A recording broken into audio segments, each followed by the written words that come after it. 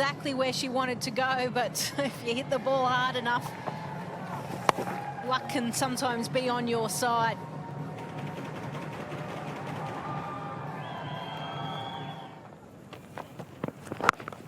Hammers that again. That's got speed on it. That is brilliant work from Rodrigues, and she does keep it off the rope. Brilliant outfielding. Saves 2 runs.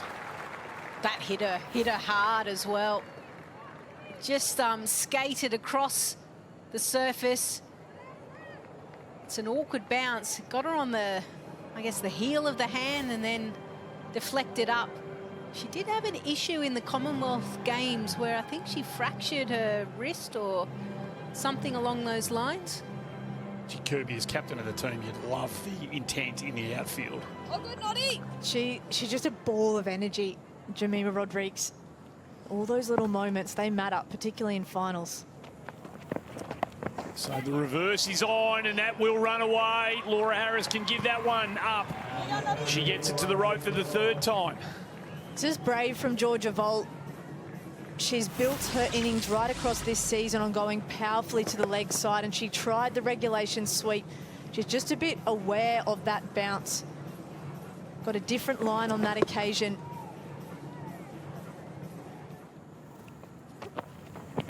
Oh, and straight away Vol goes. Ball shaped away. She went for it. Thick edge back onto the stumps.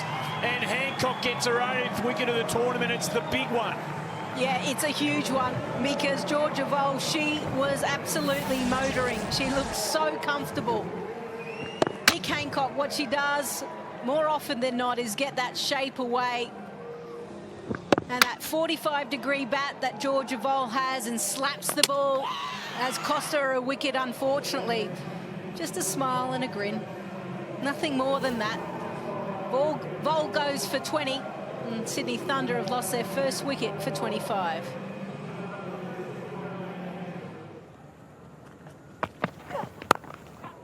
That's better.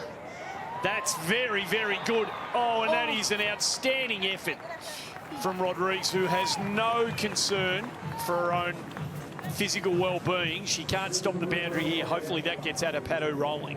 She flies around the boundary rope like a bullet. Comes out of nowhere.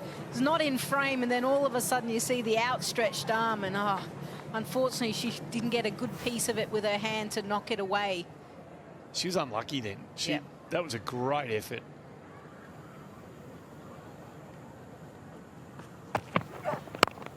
That's a good shot again. A bit thick, outside edgy, but at least she's getting it to the rope now. Adapatu should be feeling a bit better about life out in the middle all of a sudden. Starting to free those arms up a little bit. Interesting challenge for Lucy Hamilton as well.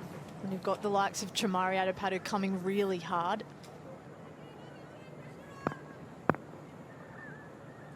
So she goes through the gears. Once she gets past those 20 deliveries, then she starts clicking. She's only 7 balls away from that. Litchfield advances. Hamilton aggressive. Oh, you love everything about that. Geez, you're up and about, Andy. This is exciting stuff. If you love your cricket, what's not to like about this matchup? Yeah, no smiles, no grins. It's like, game on. I know you're the prized wicket. Yep. I'm coming for you.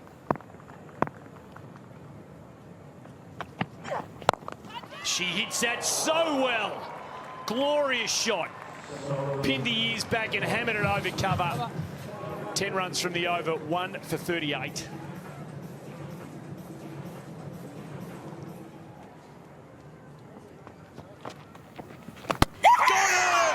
Jonathan, their leading wicket taker, strikes straight away, and she is pumped.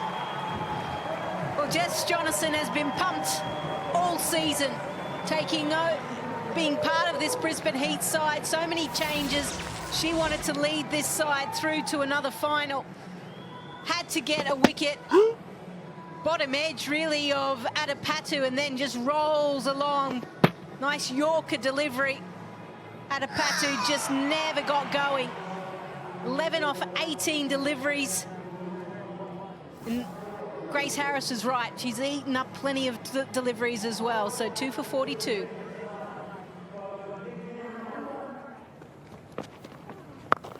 Gee, that's hit pretty well. Fielder out there and beats her. Not outstanding. The outfield couldn't get there. Litchfield hit that hard. Well, they're okay with that. I get a sense they know it's coming. And the fact that she's turning towards that, there was a huge shout for catch it. Charlie Knott maybe a little bit too straight. Do they go a little bit squarer for that? Litchfield's trying to up the ante, isn't she? She's trying to wrestle the momentum back for Thunder's way.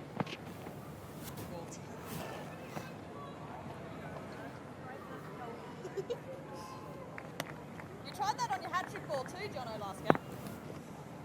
She's up on her toes here, thumping that bat into the deck. Litchfield, full of intent. Good, Jessica. Just looks really purposeful tonight, Phoebe Litchfield. You mentioned this extra gusto of the bat tap. We're used to it. We know these little fidgets and idiosyncrasies that Phoebe Litchfield has, but there's just something about her tonight. It feels like she too is a captain on a mission. Underlines how successful and dominant Jonason's been at this ground. And she started this spell wonderfully well with a big wicket off her first delivery. 8 overs gone, 2 for 49. She hits that pretty well, fielder there. Catch taken. Hancock sits underneath it, judged it beautifully, and Wilson's gone. Parsons picks up a big wicket. You felt like this was coming, a couple of dot balls.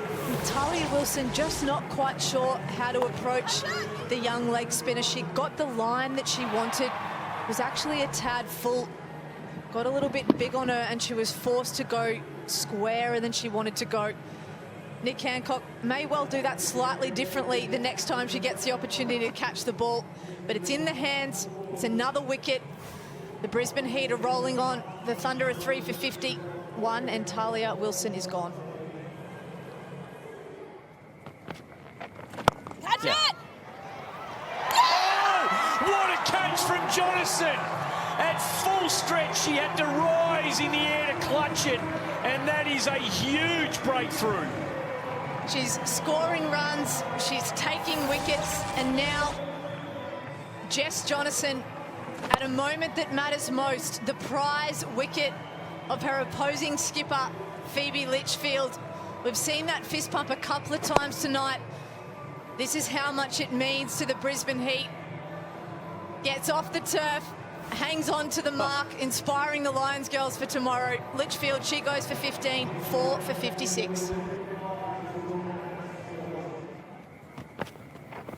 Catch it! On!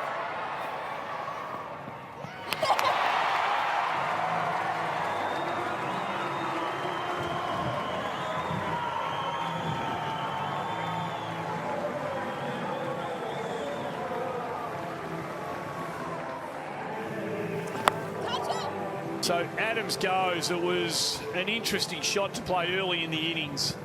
Yeah, well, one thing that Grace Parson does is she gives it a good turn, and it's slower through the air. And Georgia Adams, I'm not quite sure what she was thinking. No doubt she'll look at that and be a bit disappointed, but she goes without scoring, and it's 5 for 56. So she clobbers that. There's a fielder there, though. Charlie Knott stood absolutely statuesque, straight into the buckets, and Sammy Joe goes. There's 6 down. Well, these spinners wreaking havoc. Parson, now Jess Jonason, she picks up 2 wickets, straight down to Charlie Knott. Sammy Jo Johnson just couldn't help herself. I guess she was thinking, if it's in my zone, I have to back my ability to clear the boundary. We've seen her do it at this ground, but not on this occasion. She departs for 4. Thunder in terrible trouble now. 6 for 61.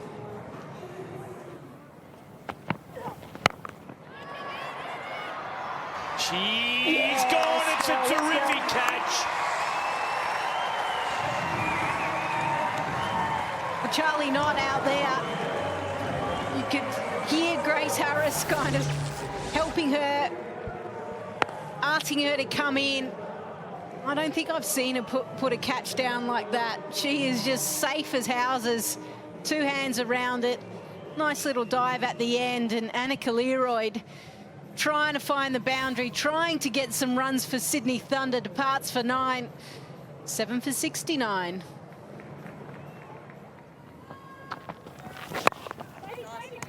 Not on you, Grace. Not on you, man. One patch, one. Interested with what happens with Jess Jonathan does with the second over of the surge. Chika Pandey, she's been the most successful wicket taker in the competition this season. 6 wickets for her. Nick Hancock, she's taken 5. The Heat have done a really good job with ball in hand, but they've just had a look at Nick Hancock in the 15th leading in. So does she go again with the view that they might line her up, or does she trust what's worked for her so far? Oh. Flirts with the off stump and the outside edge. Misses everything. Dot ball. Yeah, we were talking earlier on about, you know, how Brisbane Heat have been able to adjust and adapt, and Jess Jonathan's been the key to understand that spinners have been effective. Now, they're the 5 wickets that the spinners have picked up. Good length. That's something that Sydney Thunder can look at. On it! So Sydney Thunder go, okay, we've gotten out these ways. Well, maybe we can put some pressure if we bowl in that good length area. And then you can see that from a spin point of view, is that good length area. The fuller one was the Adapatu wicket. And then their pace bowlers have gone nice and full at this back end. Get some shape early on, pull back your length. Catch it! Back! Weird, well hit. Darlington had some room to free the arms, and she found the middle of the bat. Excellent shot. They need more of this, don't they? And this is what you hope the surge will bring. A little bit more freedom, a few more pockets to access. Just a little fuller than Chika Pandey would have liked, and Hannah Darlington just straight through the line of the ball.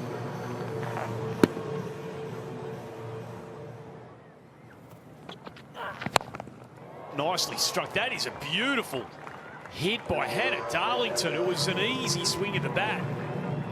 Yes, she gets it to the rope again. She's strong with the drive when she gets the right length and the right width. She created the width this time. The funny thing is, Nick Hancock has been very predictable in the power surge. So when you're coming up against Brisbane Heat, you know this exactly where she's going to bowl. So you've got to come up with different plans around that. Yes, you can expose your stumps, and if she misses her length, you can cash in. That's the best way to do it. So long on's come much straighter here now that they've seen the straight hitting power here of Darlington. Does she go again? Offside? No. Coverage deep straight. So thinking of 2. It's very nice work from Ginger. Got to the ball super quick. What gives them a chance, Kirby? I mean, some would say they're almost no chance, but you've got to be positive and give yourself, you know, reason to believe. What gives the Thunder something to bowl at, do you think?